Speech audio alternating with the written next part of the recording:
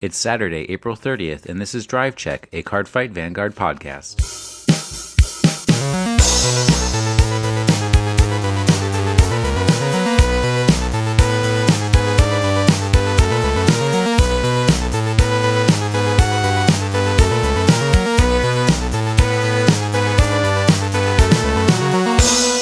Last night, or are you just working today? No, I'm just working today. I was at an award ceremony for my my club at school. Oh, I saw that picture on Facebook. Yeah, that's right. Yeah, I won that award. So you did, or your group did? I did. For your video that you threw together at the last minute? Oh no, we're not. Video still isn't done, but. Then what was the award for? Well, congratulations, first off. Thank you. It was all the clubs nominated their most valuable player, and then that person got an award for that. Oh yeah. Oh, that's cool. What club? It's for my visual communications club. We call ourselves the CATS Club, Creative Arts and Technology Students. So we're the CATS. Cool. Yeah, and I'm pretty happy about that. And I know Jack was working last night till 11:30, and then watching Dragon Ball Z until the late hours. Oh yeah. So which episode of Dragon Ball Z are you up to? I forget what number. I'm on the Frieza saga right now. I have never seen a single episode of Dragon Ball Z. Well, you should watch it. It's very good. Why is it good? What's the catch? I know lots of bros are into it. It's action packed. Let's see. It's it's a lot of silence too. So that too. Maybe it feels like blasphemous to say this, but maybe check out Dragon Ball Z Kai, which is the re-edited version. They cut it down from how much is the original Dragon Ball Z? 200 something episodes. They cut it down to 90 episodes. Oh, they did. Yeah, because that's how much filler there was in the show. Is it better or worse than Bleach? I watched a season and a half of Bleach. I like Dragon Ball Z more. So what do you mean better or worse than Bleach? Are we talking filler wise? Am I gonna like it more, or am I not gonna like it as much? Well, I think you like it more. Did you like Bleach? I do like Bleach. Yeah, you'll probably I'm a little embarrassed to say it, but I do like Bleach. I think you'd like Dragon Ball Z. Bleach makes no sense. It makes absolutely no sense. None of the. Then you'll love Dragon Ball Z because it makes no sense either. All right. Fair enough. All right. So we're recording on Saturday today, and that means that I'm missing out on any opportunities to play Vanguard that I typically would have. Although there's a league at Island Games in somewhere Virginia. I don't know the place names of Virginia. That I might go to on Sunday. So that's supposedly very good. So Cole, have you had a chance to play any Vanguard this past week? I tried teaching someone at school to play, but then his eyes just glazed over, and I'm like, all right, let's work on my homework now. So I did not. Maybe it was the wrong clan. Yeah. What clan were you trying to teach him? I was just going through. Let's see. I was using my gold paladins, and I gave him my grand blues, and we weren't doing any effects or anything. It was just the basic. Yeah, that's typically how I start teaching somebody. The problem was you guys were not imagining being on Cray. That's why he was bored. You have to start with imagine you're on the planet Cray. Imagine it. Or picture it, or whatever the heck they say. And when you get to episode 11 of G-Gears Crisis, I always say G-Gears Crisis, and it's actually just Gears Crisis. And, it starts out, is Cray a real place? Yes, Cray is a real place. It's just as real as where we are right now. You just have to imagine that you're there. Imagine it. So, Jack, have you found any time in all of your Dragon Ball Z trading card game play to actually play some Vanguard? I did actually. I played a couple games this week. Who'd you play against? My friend. I think either tomorrow or next Sunday I'm gonna try and go to a league that's an hour away. You keep saying that, and yet you never get in your car. You know what? Will? You know what, Will? What? I obviously I don't know because you keep repeating this and not saying anything. You know what, Will? All right. What I know is some errata to clean up from last week's episode. One of our listeners from Washington State. I don't want to say people's names without permission. So Yeah. the same one who let us know where the term mill came from also let us know where the term tutor came from. And once again, it came from Magic the Gathering because there's a old card called Demonic Tutor. And literally what the card says is when you play Demonic Tutor, you can search your deck for any card and then shuffle your deck. Correction. Search your library. Library deck. It's all the same thing. I ain't playing no Magic the Gathering. Well, the only like, because in Magic the Gathering it's called library, and the original printing of Great Silver Wolf Garmor, I believe it was, for whatever reason, they printed the card, and instead of searching your deck for a card to call, they said search your library for 1 unit and call it to rear guard. How funny. Yeah, and so they errated it with the next printing of it. I just thought that... Or no, they never errated it. So Garmor says library on the card. Wait, which one was that? The trial deck, grade 3. I have 2 of those. Haha. Well, yeah, because I gave you my trial deck. Yeah. Thank you for that, sir. You gave him 2 trial decks because the trial deck only came with 1. No, I had one myself. Yeah. Oh, okay. Well, I only bought one of the trial deck when I was toying with the concept of getting into Gold Paladins, and then Gold Paladins. I enjoy my life without using cheesy bro types. Gold Paladins. So last week, dude, you guys are straight. I'm homosexual. I have to play different kinds of cards than you. So last week we also talked about the DMV Dynasty Cup. So I contacted one of the organizers of that, and he gave me what the winning decks were and the top 8 teams. So I'll read through the top 8 teams quickly. Team Thug Rats, Team DMV Champion. If you're going to name your team something, that's a good name to use. Team Vongalagen, Team Bootleg Oreo, Team SSG, Team Nightmare, Team SAK, and that's SAK, and then Team Jin. Those were the top 8. So we know that Team SSG are the ones who actually won the competition. So their decks, one of them was a Royal Paladins. So I think Jack guessed that correctly. Yep. It's a Blue Sky Knight Altmile deck, and using... Oh, really? That's interesting. Holy Dragon Sanctuary Guard, Aerial Divine Knight Altmile, and Sanctuary Guard Dragon. Altmile. So really what that deck is just Sanctuary Guard Dragon. So I'm sure the grade 3 lineup was 4 Sanctuary Guard Dragons and 1 Blue Sky Knight Altmile. Let's see. 1 Blue Sky Knight Altmile, 1 Blue Sky Knight Altmile, 2 different prints. 1 Sanctuary Guard Dragon, 1 Sanctuary Guard Guarantee. Oh, I'm sorry. I misread that. Actually, you're right, because there's scribbled out things on here. So it's 4 Sanctuary Guard Dragon and 1 Blue Sky Knight Altmile? It looks like actually 5 Sanctuary... 3 Sanctuary Guard Dragon, 2 Sanctuary Guard Guarantee, and then 1 Blue Sky Knight Altmile.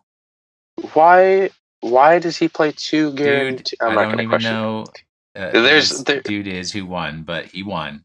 So let that be the mystery of your days. One of the other decks from that team was a Gear Chronicle deck. Yep.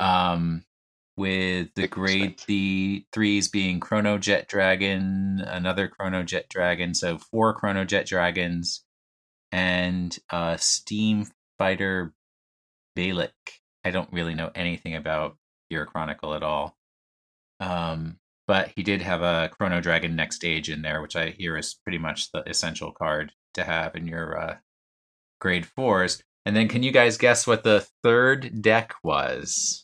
Shadow Paladins, Incorrect. Link Joker. Incorrect. It's Great Nature. Incorrect.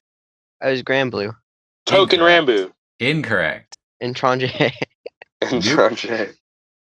I don't know. What is it? Genesis. What? It was a Fenrir deck. Ooh, Fenrir. Yep.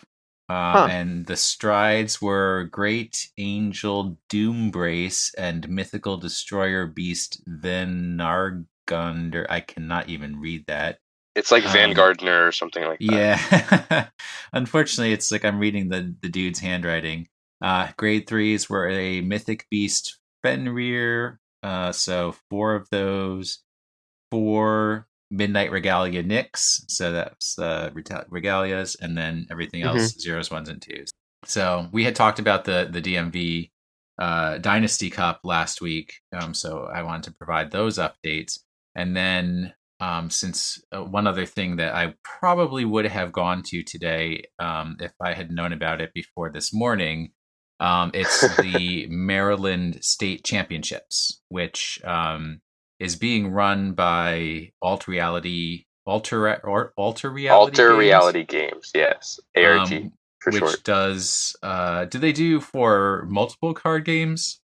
Yes, they do Yu-Gi-Oh, they do Dragon Ball Z, and they do Vanguard. All right, so it is the Maryland State Championships in Ellicott City, Maryland, which actually is not that far away, maybe about 45 minutes from my house. But limited to 40 players. It started at noon, so about an hour and a half ago. And it's a constructed format with a bunch of nice state, like the prizes are a state champion play mat, invite to the ARG National Championship, a bunch of other stuff to move you forward. So I don't know too much about these ARG championships, but we'll look into those because it'd probably be something good to report on as we go on our weekly recordings and give people information about the Vanguard world. We're not really that focused on competitive Vanguard, but I think people do like to hear about what these championship series are and who's winning and who's doing well within them. If somebody does aspire to actually be a truly competitive Vanguard player. So that's everything that I have for my recent plays. A few people have contacted me that they're, after hearing us, they're interested in getting into Vanguard. So I've offered to do like Skype training sessions, which it's easy for me because I have the camera built into my computer. But for only $35 a month. Nope. $0 a month because Will's really lonely and I enjoy having Skype battles so I can talk to people. Mm-hmm. Has anybody bought any packs recently? No, but well, okay. I bought them. They're on the way. Does that count? How many boxes of Fighters Collection did you buy? Total, I've got about 4. Okay. For now. I was sorting out my deleters last night, and I actually have a pretty good spread of the Vanguard and deleters. But now I'm looking for some of the older deleters. I'm going to put together how much that's going to cost me to get a deleters deck together, and we'll see. Because I spent like so much on Messiahs, but obviously still not enough because I don't have my Amnesty Messiahs yet or my Exilix Messiahs. But well, whatever. So for today's topic, we were going to talk about just kind of do a review of the Fighters Collection 2016. Oh yeah. So that it's coming out in. I almost said it's coming out in DC. No, it's coming out in the United States on May 20th. May 20th. Okay, and it's coming out in Japan today. Yeah. Technically, DC is in the United States, so you wouldn't have been wrong. Well, that's debatable since we don't. Well, have that's the same also true. You don't have no, you guys. Yeah, you're right. In the box for the Fighters Collection, it is all grade 4s. Correct? I'm not mistaken in that. There's all grade 4s. So it's all fodder for your G deck, not for your normal deck. I would say filler and not fodder, but that works too. I mean, no, because some of them are good. Some of them, because fodder means something you'd eat, and some of them are good. So true, and you will flip up some random ones. So I guess okay. Fair enough. It could work either. Every clan is represented. So as now let's take that back a step. 24 clans are represented. Token Rambo and Étranger are not represented. There are 8 generation rares, 16 triple rares, and 27 double rares. There are no commons, there are no single rares in this set, which kind of redefines what rarity means. All Fighters collections are like that, though. This is my first Fighters collection since getting back into the game, so I'm that's how all Fighters collections are. It's 3 cards per pack, and you get a triple rare or a GR, and then 2 double rares, I think is how it is. Yeah. So 2 commons and a rare. Yeah, exactly. Basically. So in a box, how many packs are in a box? It's like an extra booster, so it's like half of a normal set. That's 15? Why the boxes are only 35. I thought I had like 10. All right, so Cole, how many packs are in a box? 10 packs in a box. And how many cards per pack? 3 random cards per pack. So nowadays we can like never be sure from month to month how many cards we're getting in a pack, because sometimes it's 7, sometimes it's 5, sometimes it's 3. Who knows what's going on? And then in promo packs, you only get the 1 or 2 depending on what format we're in. Well, the promos. Hey, are there any promos that are coming in the Fighters Collection box? There are not. No promos. I don't think so. The one thing I don't like about Vanguard is that the promos are usually like something really good that you're going to need to build a good deck. And it's like you have to go to League to get the promos or pay a lot of money. But I guess it encourages you to be social and actually attend events and stuff. Out of all the cards, how many total cards are there in this? 51. 51 cards. Half all the generation rares and all the triple rares are strides, and then most of the double rares are G Guardians, and then I think one of the double rares, which is a Cray Elemental, is also a stride. Yes. Yeah. So that's why you have 27 double rares, because you have the 24 G Guardians, 1 for a clan. Then you have 2 Cray Elemental G Guardians, and you have 1 stride that's a double rare. That's a Cray Elemental. Yes.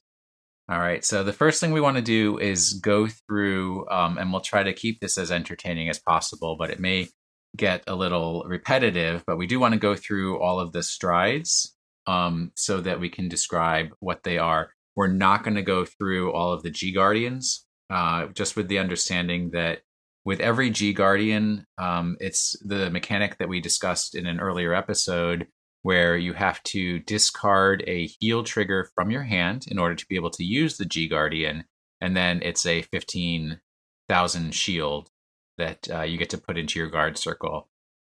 Each of them has some mechanic that allows you to add another 5,000 shield, and we'll go through some of the good examples of that, but some of them, it's just so unexciting on how they get the additional 5,000 shield that we're not going to bother. But we are going to go through all the strides, because strides are a key way of changing the playability of decks in the game these days. So we want to review what might happen if people use cards such as the Divine Knight of Rainbow Brocade, Clotennis. Clotennis? What is his name? It's Clotennis, I think. Clotennis. It looks like a lady.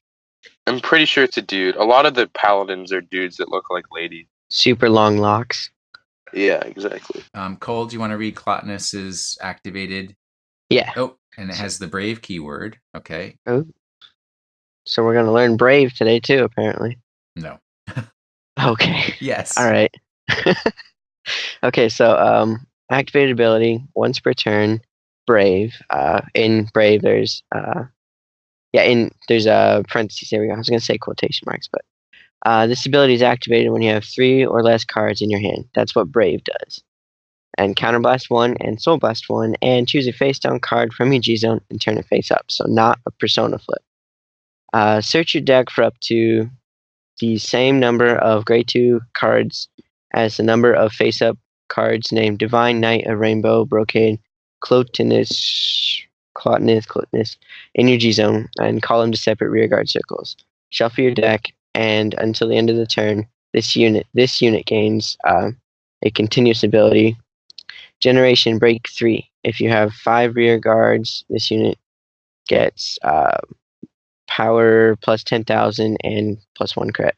An additional crit.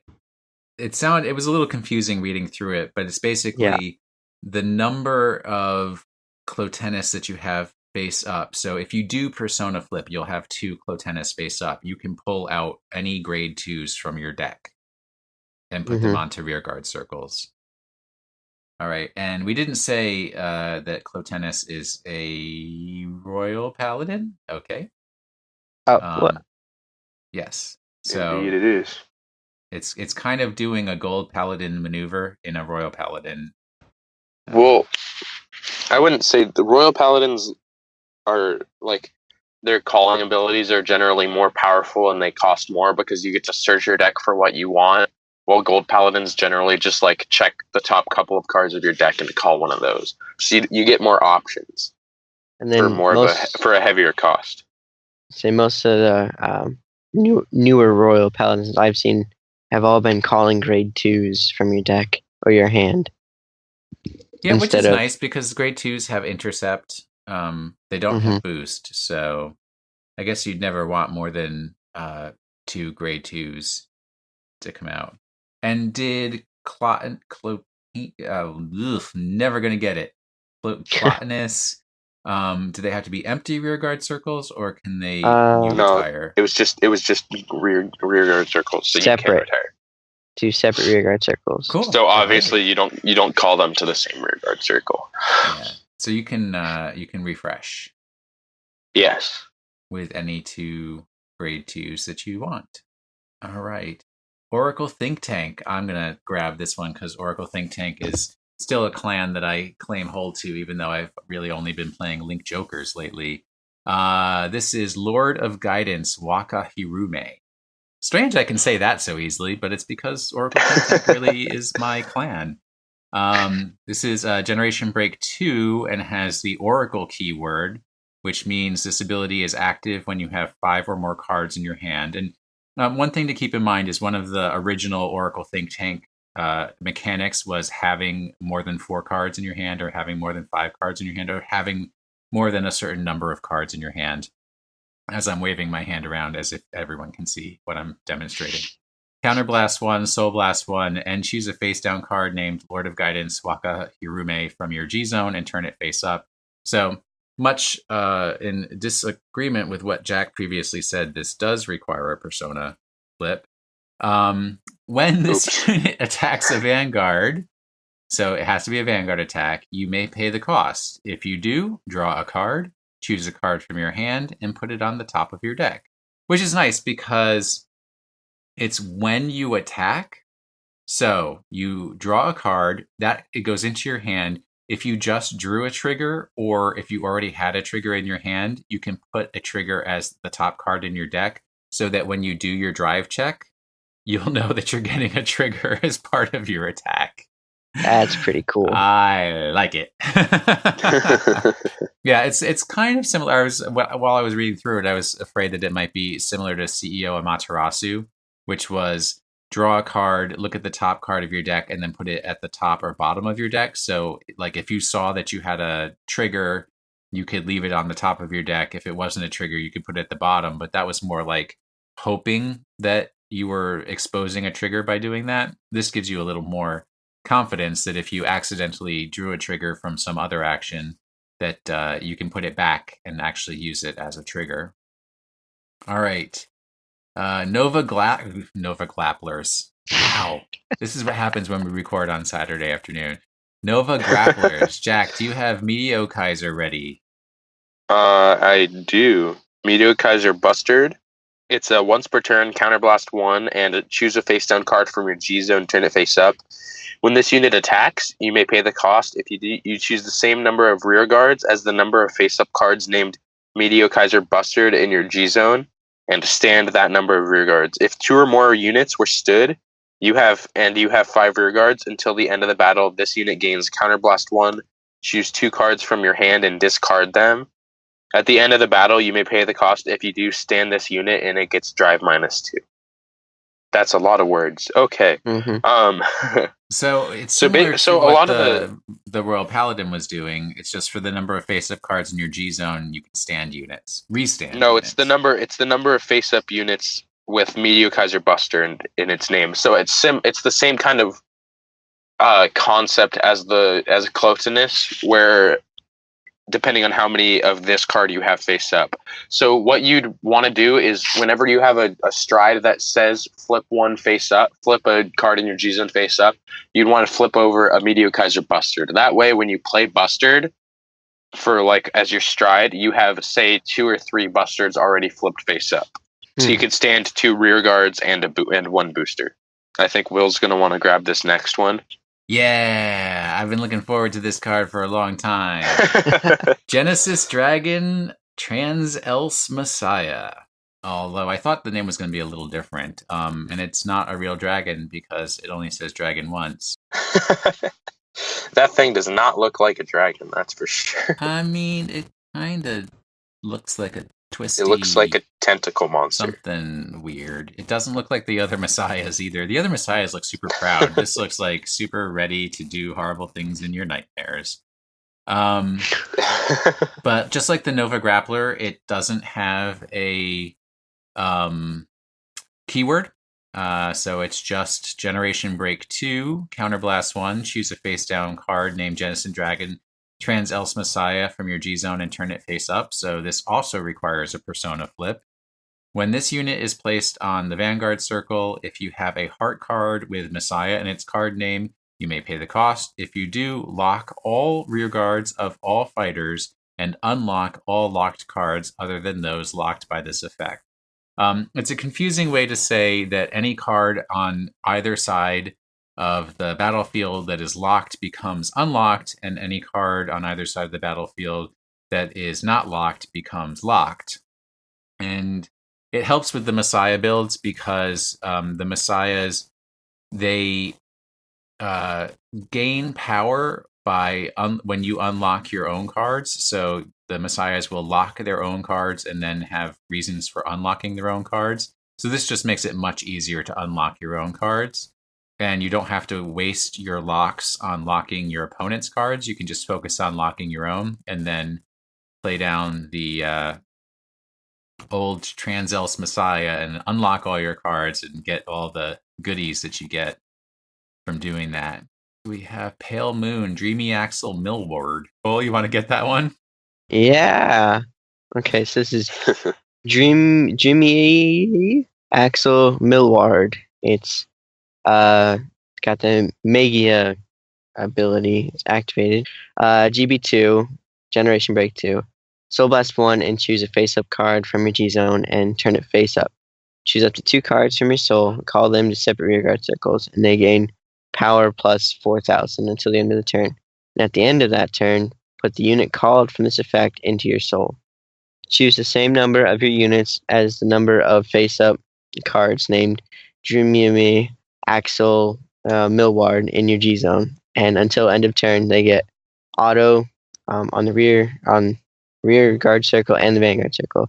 When this unit attack hits a Vanguard, choose up to 1 card from your soul and call it to the rear guard circle with a unit. And when an attack hits, so no bueno. Yeah. Well, it's when an attack hits, generally the effects aren't going to go off because your opponent's not going to want them to go off, so they just guard them. Yeah. The thing that they do is they add pressure to the attack. So your opponent, maybe they're okay with taking the damage, but they don't want that effect to go off, so they still have to guard the attack. So it causes your opponent's hand to go down a lot. All right, let's speed up going through these. We passed Link Joker, and I don't care, and Oracle Think Tank, and I don't care anymore. So, Interdimensional Dragon Warp Drive Dragon is the Gear Chronicle stride. It is Time Leap. It's an act effect.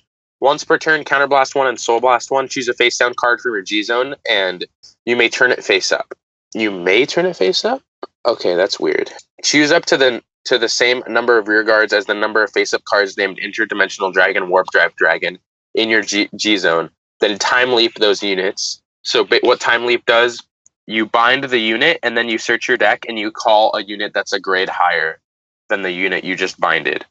And then at the end of the turn, you put that unit back into the deck and you call the binded unit. Choose one of your opponent's rear guards with a grade less than or equal to the number of cards time leaped with this effect, and your opponent puts that unit at the bottom of his or her deck.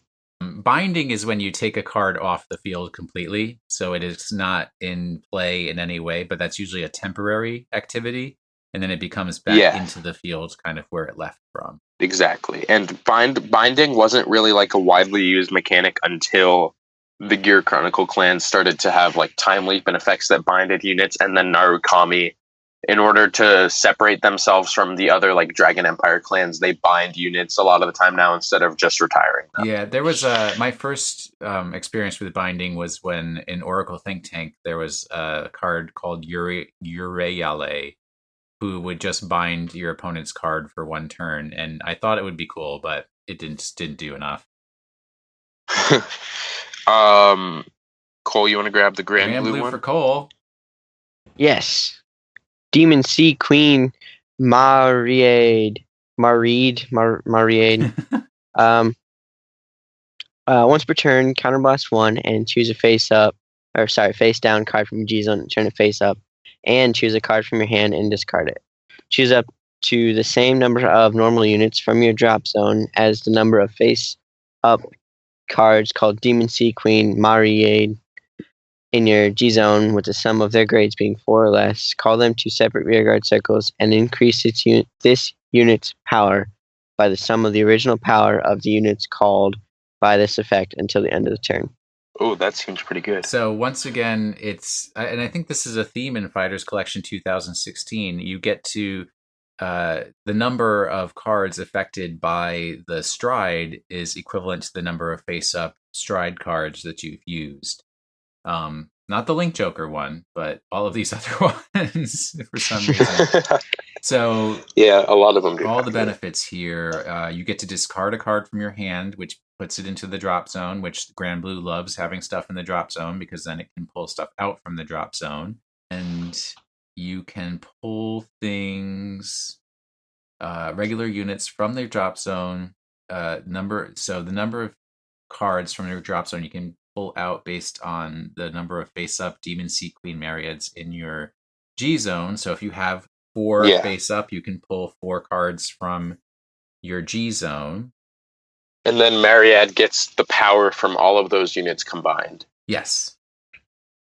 Yes, which is really good. Pretty sweet. Their grades being 4 or less. So you could get 2 grade 2s if you had a grade 3 and a grade 1. Yeah. A grade 4 grade. You can call as many zeros as you want though, because those don't cost anything. And plus, you get to play with the hollowed ability when they're called too. That too. If they have hollow. Anyways, she does not have hollow. All right. She does not. But Neo Nectar. Nobody cares about Neo Nectar, but I'll read through this one quickly. No keyword on the Neo Nectar. Soul Blast 1, choose a face down card from your G zone and turn it face up. So that can be any. It does not require a persona flip. And choose a card from your hand and drop zone and return them to your deck. When this unit is placed on the Vanguard circle, you may pay the cost. If you do, choose up to 2 cards from your hand and call them to separate rearguard circles. Choose the same number of your rear guards as the number of face-up cards named Flower Princess of Perpetual Summer Verano in your G zone. Search your deck for up to 1 card with the same card name as each of those units. Call them to separate rearguard circles. Shuffle your deck, and the units called from your deck with this effect get boost until end of turn. So boost is the keyword. Oh, that's interesting. So it gives the keyword to... Or it's not? What is boost? It's not the keyword. Boost means like grade 1s boost units in battle. So like you could call a grade 3 and that unit would get boost for the turn. Dag nabbit, you're right. Yeah. So it does a lot of stuff that the Neo Nectars do, which is calling duplicate copies of cards that they have out from the deck. And so you're allowed to tutor cards as long as they have the same name. But it's tutor.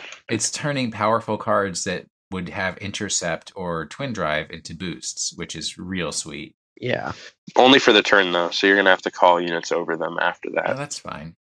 You still get you can have an 11k booster, which is really cool if you call a grade 3.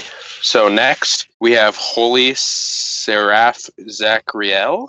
It's the Angel Feather Stride, and then once per turn, counterblast 1. Choose a face down card from your G zone. Turn it face up. Till the end of the turn, this unit gets, if you have a face up card in your damage zone, all of the rear guards in your front row get plus 3,000 power. And then if the number of cards in your damage zone is 5, this unit gets plus 10,000 power. So that's meh. Yeah. It's all that damage. Angel Feather has better options. Damage zone stuff that the Angel Feathers love to play around with. Yeah, but there's better options. I mean, it's a cool first stride because it gives your rear guards a little bit of a power boost. But other than that, you're never going to want to use it for the damage zone is 5 part. All right. So Shadow Paladins, we have I got that one. Dark Dragon, Distress Dragon. All right, Cole. Okay. Activated ability, once per turn, Counterblast 3 and Soul Blast 3, and choose a face down card from your G zone and turn it face up. Wait, Counterblast 3? That is the most expensive Counterblast I've ever seen. Yeah. There's a lot of cards that are you've never seen the Ultimate Blast cards that they used to have, where it was Soul Blast 8, Counterblast 5. Yeah, actually I've seen that. That's true. It seems so expensive. I mean, Counterblast 3. Now you have the G perfect guards that can unflip damage, and true. Yeah, true. I think it's fine. All right, Cole. What is this? Not real dragon. Oh no, he's a real dragon. He's a double dragon. Yeah, he's a Abyss dragon. Okay, choose any number of your rear guards and retire them. Your opponent chooses the same number of his or her rear guards as the number of your rear guards retired from this effect and retires them. If the sum of units retired from this effect is 6 or more, draw 2 cards. Countercharge 1, soul charge 1, and this unit gains plus 20,000 until the end of the turn. Holy crap! How could you retire 6 rear guards? Just the sum of the grades. No. I'm getting it. It's the combination of you and your opponent. So yeah, total. You have to retire. If you retire 3, then your opponent retires 3, and then that's 6 rear guards. Yeah. So you can retire your entire back row. If they hopefully have 3 rear guards out, then they're required to retire 3, and then you've hit 6 cards retired. Wow. Yeah. So the way you play against this is you only have 2 rear guards, and you don't play more than that. Good luck with that. That's pretty good, though. I like that one. I mean, people do the same with the Link Jokers because you can't lock a card that's not on the field. They do. But there's ways in Link Jokers to call cards for your opponent, and then they lock them, which I just think is really funny. All right. Well, I'm going to read the Gold Paladins because you guys hogged up the Shadow Paladins. Excuse me. No, I'm just kidding. Go ahead. Golden Knight of Incandescence, Ebraucus. He has Counterblast 1, Soul Blast 1. That's the cost. Not too bad.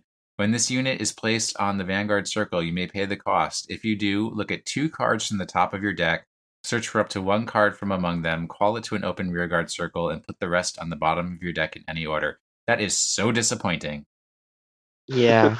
Well, it's really not, because when you ride him, say this is your first stride, you stride it over Gurgwit, you can counterblast 2, and then you call 2 units.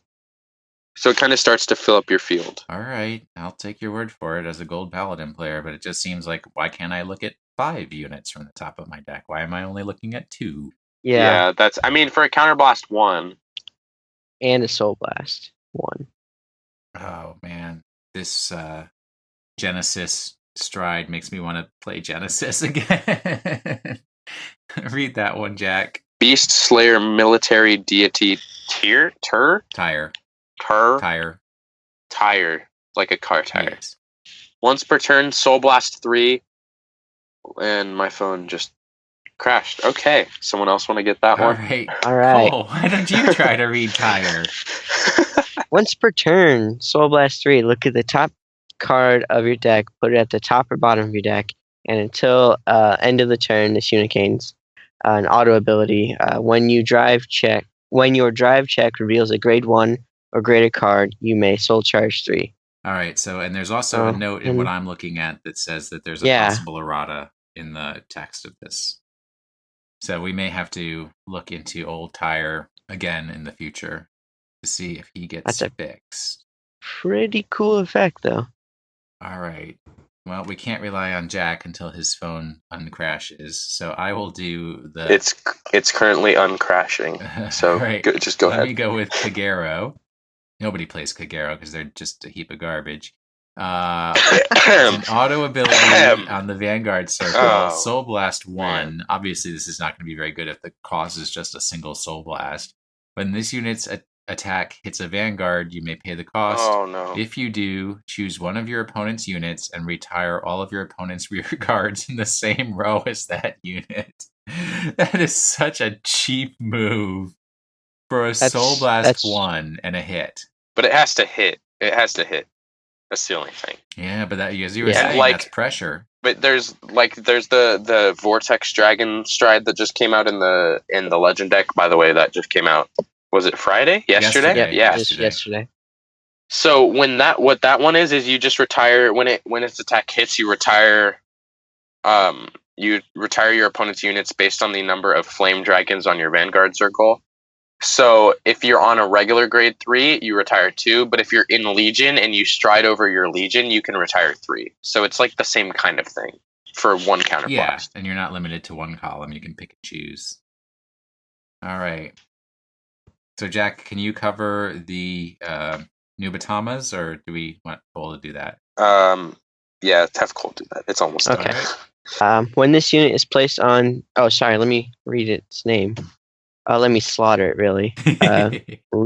Rikudo Stealth Dragon Gonrakan. Yeah, close enough.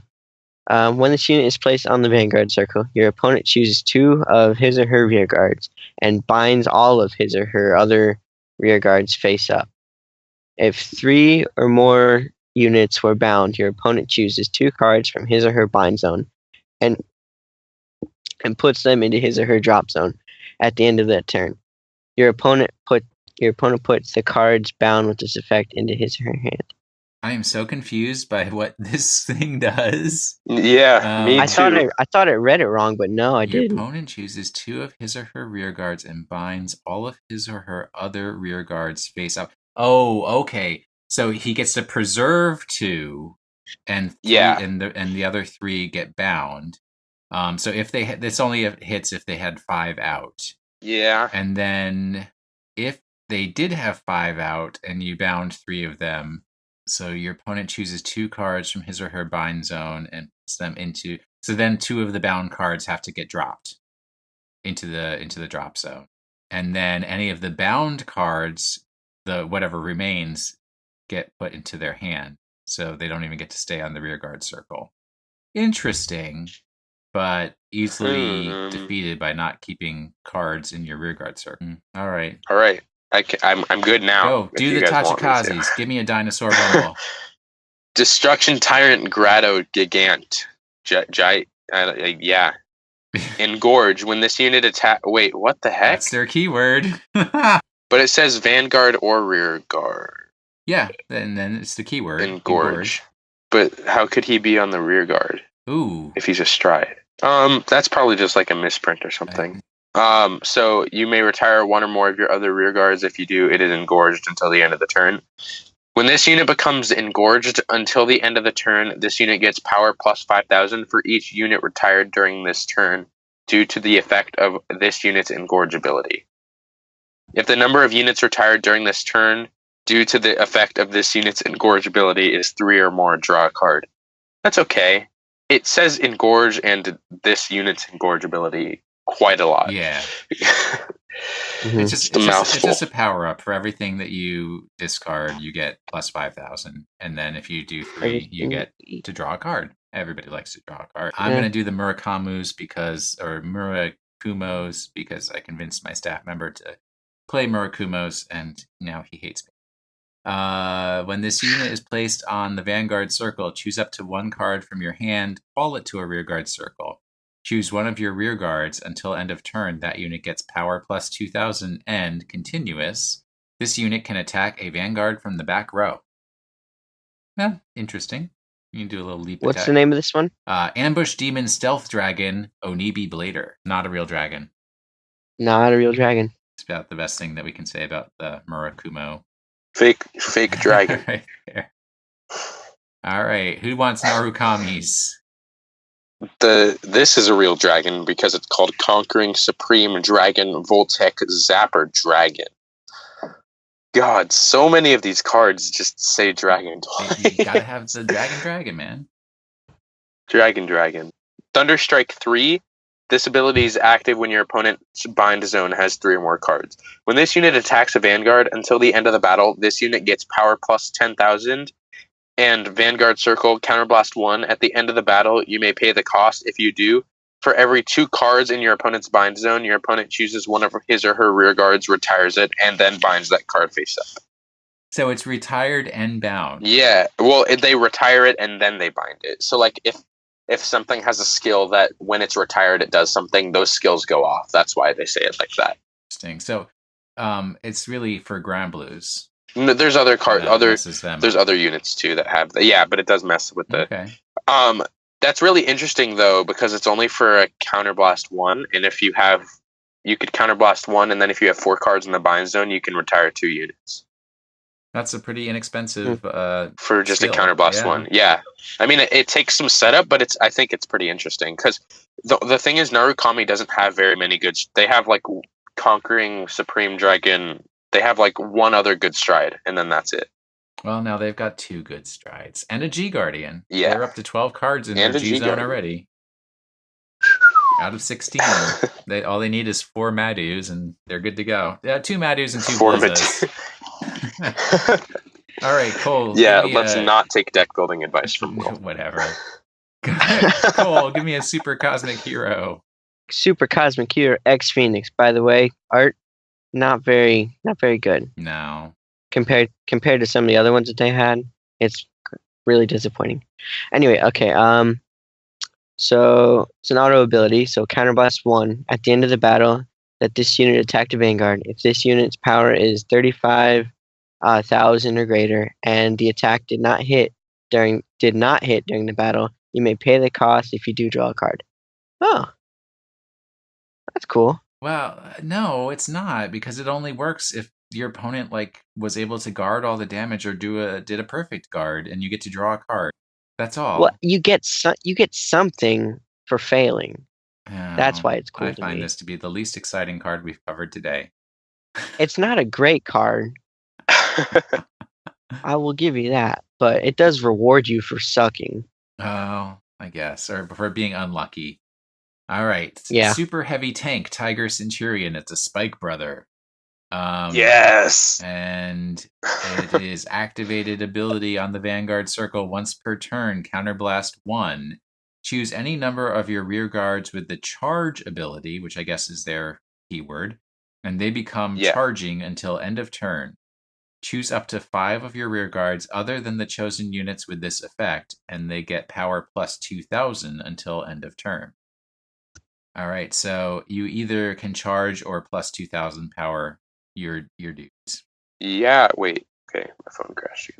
Okay. Oh, God. Okay, so this is cool because, the charge units, they need to be called from your deck, or they need to be superior called for their skills to activate. So you can get around that by just using this stride, and if you have charging units on the field. So you activate their charge effects. So, some of the charge effects, it gives them, a big, there's a grade 3 that's Bulldozer Dobe. When he gets charged, when you call him, he gets plus 10,000 power. All right, that's cool. And then what happens with a charge is at the end of your turn, it goes on the bottom of your deck. You put it at the bottom of your deck. Yeah, exactly. Nice. So that's pretty cool. That's a pretty good stride. Cole, you want to grab that Dark Irregular? Rebellious Retainer of Fresh Blood, Frederick. It's so demonic, and then the name Frederick ruins. Frederick. He's like a wannabe, but okay. So, activate ability. Choose a card from your hand and put it into your soul. This unit gets power plus 1,000 for each card in your soul until end of the turn. If the sum of power increased with this effect during this turn is 10,000 or more, until end of turn, all of the rear guards in your front row get power plus 5,000. Its ability cannot be used for the rest of that turn. All right, that's decent because the Dark Irregulars like to soul charge all day. Pretty much everything they do does a soul charge, so you're going to get that plus 10,000 and power boost to all of your rear guards.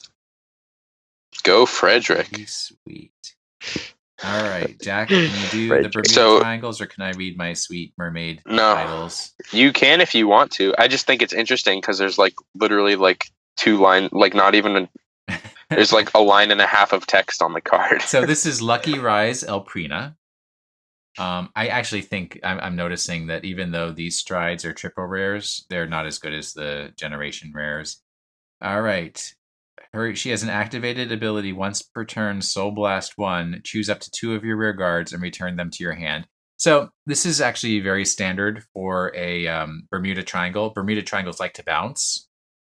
So they do something, and then you take them up from the rear guard circle to free up the rear guard circle, and that means you can just call more to your open rear guard circle slots.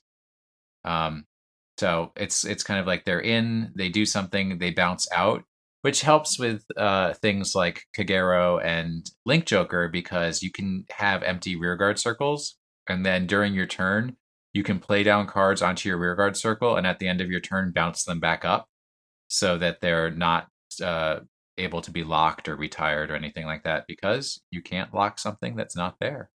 Yeah. Right. Okay. Marine General of Heavenly Silk, Christos. This is the Aquaforce stride.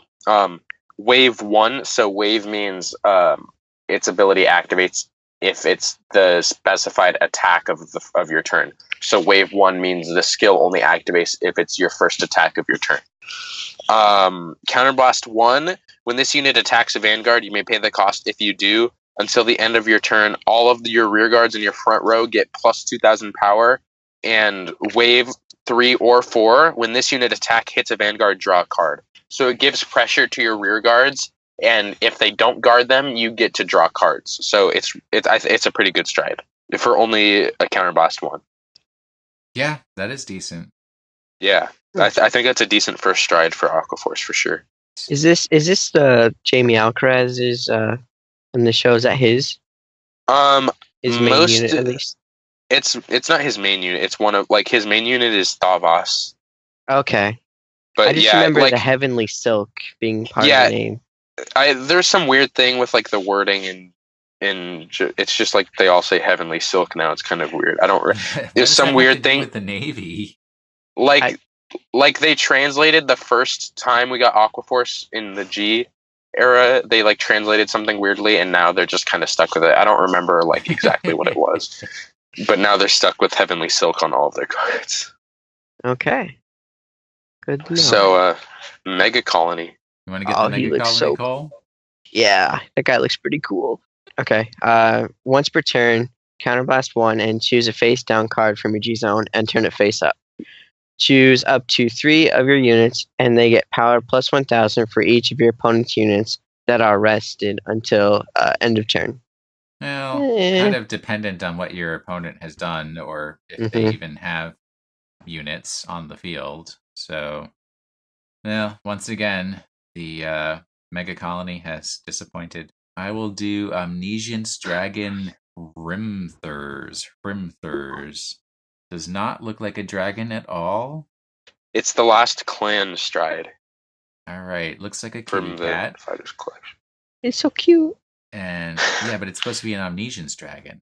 Soul Blast 1. At the end of the battle that this unit attacked a Vanguard, you may pay the cost. If you do, choose one of your rear guards. This is at the end of the battle, so you've already done your drive check, you've already done a damage check. Now you can Soul Blast 1. If you do, choose one of your rear guards, and it gets power plus 4,000 until the end of the turn. Then you may have that unit get power plus 4,000 until the end of... Why does it You can give him another 4,000. Yeah, if you do, at the end of that turn, retire that unit. If the chosen unit's power with this effect is 20,000 or more, draw a card. So you can add 8,000, and if that puts that unit's power, you're going to have to, if you do add 8,000, you're going to have to retire that unit at the end of your turn. Which Great Nature's okay with doing anyways, so it's not like... and then if you got it over 20,000, then you get to draw a card. And we all enjoy drawing cards because that puts them in our hand. Mm-hmm. Now we're back to... now we're into the G Guardians. So, Jack, you were going to give us an idea of which of were the good G Guardians?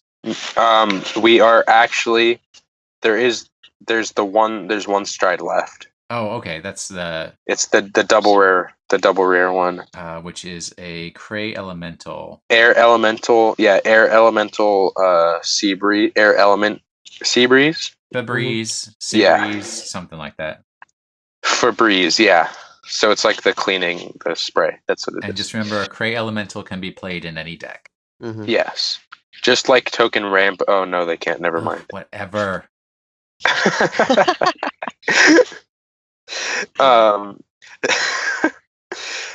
From your G zone, you can counterblast 2 and choose a card from your hand and discard it. If the number of face-up cards in your G zone is 0, and your opponent's Vanguard is at a grade 2, and no unit was placed on your opponent's Vanguard during the ride phase of their last turn, you can stride this unit onto your Vanguard circle. So it's basically, it's really weird. It's really weird. But so one of the things that's happening in the game right now is there's a lot of decks that love to just stay on grade 2 and they don't want to ride to grade 3 because they want to be the first person to stride. So how this works, you counterblast 2 and you can discard any card. It doesn't have to be a grade 3 that you discard. It can be any. So you can discard a grade 1 and you can still use that cost to stride this unit. That's what I think is really cool. No, so you don't have to... No. It doesn't... Choose one or more cards with the sum of their grades being 3 or greater from your hand and discard No. The next skill. So if you do this, the superior stride kind of thing where your opponent didn't ride last turn and they're at grade 2. So if they're trying to stay at grade 2 so you can't stride or use any of your generation break skills, you can stride this unit. Oh, definitely, yes. By just discarding any card. Yes. And so that's just a really cool thing. It kind of hurts. Well, there's ups and downs to it. It hurts people strategy that want to try and do the grade 2 game and stay. Sanctuary Guard Dragon is a big deck that does this. They just get multiple attacks. They can get like 4 or 5 rear guard attacks in while staying at grade 2. And they love doing that. And so that's like one of the best decks in the format. So this card hurts that deck. So they either have to go into grade 3 or they have to ride a new grade 2 every turn, losing a hand advantage in order to prevent you from using Sea Breeze. The other thing that's bad about this, if they're genuinely stuck at grade 2, so say they try and G assist and they can't get a grade 3, then you can punish them even harder by using this card. Is the only downside really to this card I see. All right. So what's confusing is that activated ability is an alternate to striding. So you are striding it, but technically it's not a stride.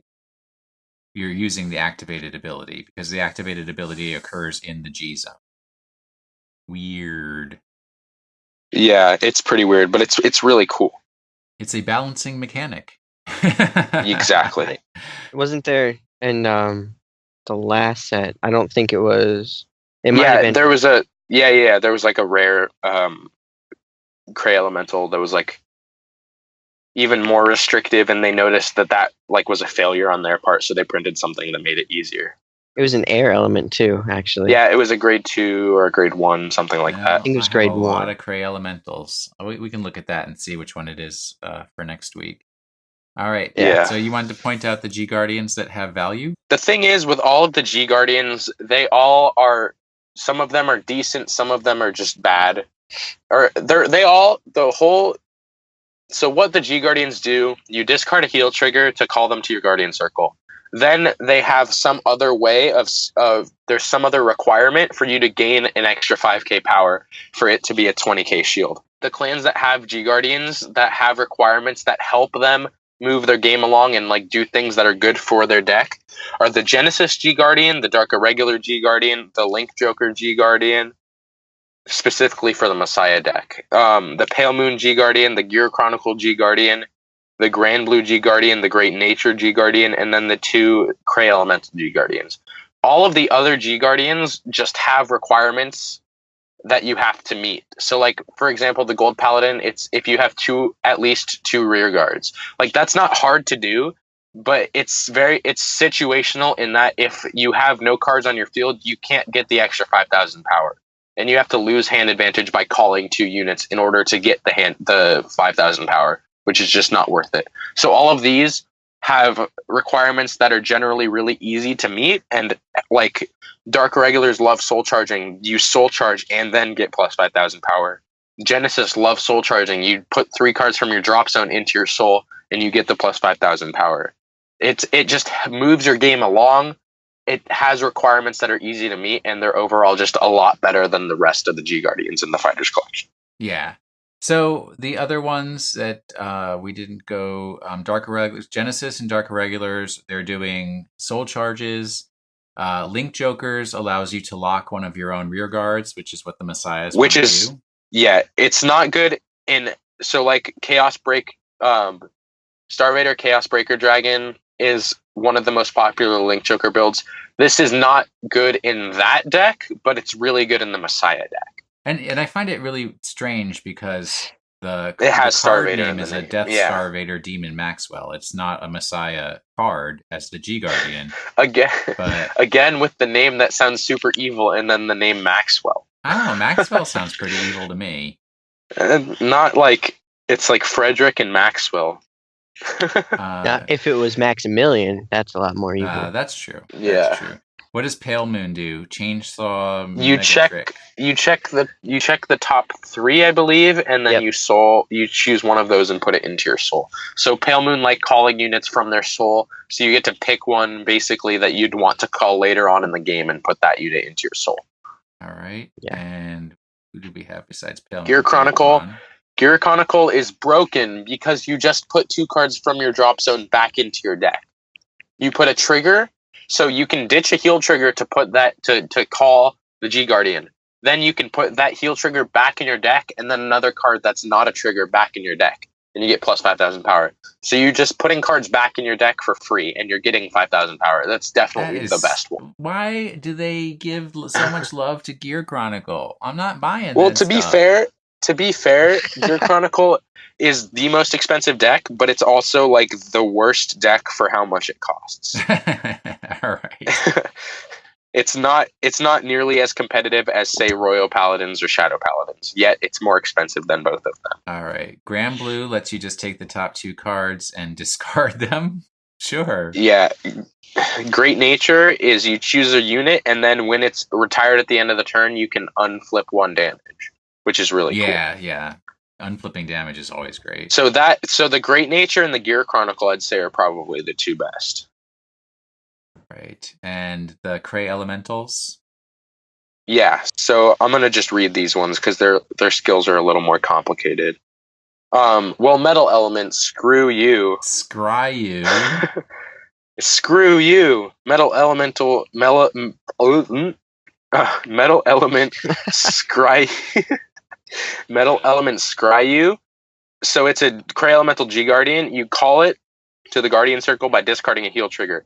Then, if you discard another card from your hand, say you just have a dead card in your hand, that unit, the G Guardian gets plus 10,000 power. So it becomes a 25,000 shield instead of just a 20,000 shield. Just for an extra discard. So say you have a dead grade 3 in your hand, like if you have a handful of grade 3s, you can turn that into an extra 10,000 shield. Yeah, I like it. And then, Dark Element Dismal. This unit has, so in the Guardian Circle, this unit has resist. And then when this unit is placed onto the Guardian Circle, you choose one of your rear guards, and until the end of the turn, that unit cannot be hit, and it cannot be chosen by the effects of your opponent's cards. So basically, the G Guardian itself having resist is good because Dimension Police have that whole thing where they can destroy cards in your opponent's Guardian Circle So this card cannot be retired from the Guardian Circle when your opponent uses some of the Dimension Police's skills. And then the fact that it gives one of your rear guards resist means it can't be retired by Kagero. It can't be binded by Narukami. It can't be locked by Link Joker. It's a really good generic stride. And it also gives you not stride, G Guardian. It gives you a perfect guard for one of your rear guards without actually having to guard at all. Exactly. It gives you resist and perfect guard. Oh, that too. Yeah. So you protect that rear guard from getting hit for that turn. So it blocks the attack that you're guarding against and gives perfect guard to a rear guard. So it does not get the extra 5,000 shield, but it's a perfect guard for one of your rear guards for the entire turn. It's doing 2 guard attacks. I mean, two exactly. guards. Guard attacks. So like say in Oracle Think Tank you love having your Silent Tom as your main rear guard attacker. So you give that unit, it can't be hit, and then you are guaranteed to have that Silent Tom on your next turn. In Royal Paladins, you're playing MLB Thingsaver. You have a Blaster Dark or a Blaster Blade that you're ready to Soul Blast or ready to Soul Charge with MLB skill next turn. You don't want them to get rid of that unit. Instead of having to keep him in the back row so they can't attack him, you can keep him in the front row and he can't be destroyed, so you're guaranteed to have him on your next turn. So it gives a boost to a lot of decks that like have rear guards that they need to protect. Yeah. So I think it's worthwhile for people to invest some in Fighters Collection 2016 just because this is the first release of the G Guardians, and any clan is going to want to have their G Guardian as an option available to them. I can't imagine any deck build that's going to say, no G Guardians, please. So these cards are going to have value for a long time for all kinds of different deck building. So even if you're pulling cards that aren't from the clans that you play, it's trade fodder, or, I mean, I don't sell cards, but if you need to do that down the line, you will be able to easily move these cards on for whatever value that you place on them. And I think the other, grade 4s, it's some interesting new mechanics that are coming out from this collection. So it's definitely worth investing in to make sure you're getting the most out of the Fighters Collection 2016. Is any other input that you guys have? I think that's about it. Yeah. Cool. All right. You really summed that up pretty well. All right. So our term of the week is stride, because everything in Fighters Collection 2016 is a grade 4. And since we've talked for so long, we can keep it as a pretty simple definition. But striding is when you pay the cost, which is typically you have to discard from your hand cards up to with a sum of 3. So it could be or greater. So you can discard a 1 and a 2. Yeah. Or if you only have grade 2s, you can discard 2 grade 2s, which is I've had to do a couple times this week, and it's really painful. 3 1s, a 3 and a 0. If you want to get something. I don't know why you do that. You're playing Grand Blue. But you can just guard with it, though. You don't need to. So you pay the cost. There are also cards that pay the full cost of stride. So in I can always forget the name of this card. Stride fodder. Yeah, it is stride fodder. I was trying to give an Gorbudic example. In the Night of the Sun start deck we talked about last week is a a Destiny Dealer in the Link Jokers. Phew! I finally remembered it. Destiny Dealer. Sounds like a stripper. But anyways, you can discard that one keep card. It PG. Ooh. Come on. I meant like a paint stripper from when you have to get the paint taken off the side of your house. Destiny Dealer, we clean your paint real good. Anyways, you discard one card, it pays the full cost of the stride.